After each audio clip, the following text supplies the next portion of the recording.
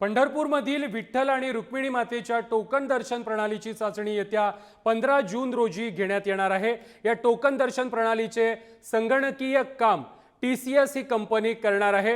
Token दर्शनाच्या माध्यमातून दिवसभरातून 1200 भाविकांची दर्शन व्यवस्था करण्यात आलेली आहे।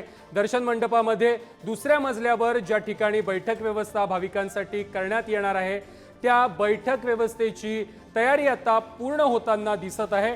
बैठक व्यवस्थेमध्ये भाविकांना बसण्यासाठी त्याचबरोबर शौचालय, स्नानगृह, बैठक व्यवस्थेच्या ठिकाणी भाविकांना चहा, नाश्ता तसेच विठ्ठलाचं ऑनलाईन दर्शन देखील घेता येणार आहे आणि याचाच आढावा घेतलेला आहे आमचे प्रतिनिधी माऊली डांगे यांनी।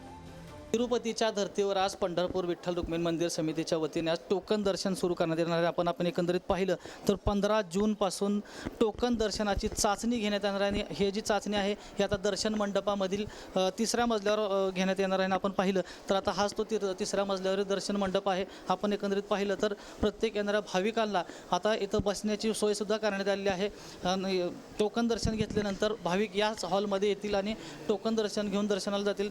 या दर्शन रांगेमध्ये येणाऱ्या प्रत्येक भाविकाला चहा असेल, नाश्ता असेल, प्रत्येक सुविधा आता मंदिर समितीच्या वतीने दिली गेली जाते आहे।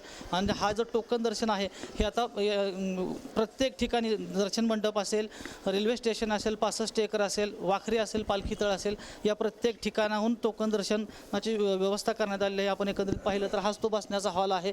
इथं आता सध्या रंगरंगोटी करण्याचं काम सुरू आपल्याला पाहायला मिळतं आहे आणि 15 जून रोजी याची चाचणीसुद्धा घेण्यात येणार आहे। पहिल्यांदा आता 200 लोकांना टोकन दर्शनाच्या माध्यमातून दर्शन घेण्यात येणार आहे।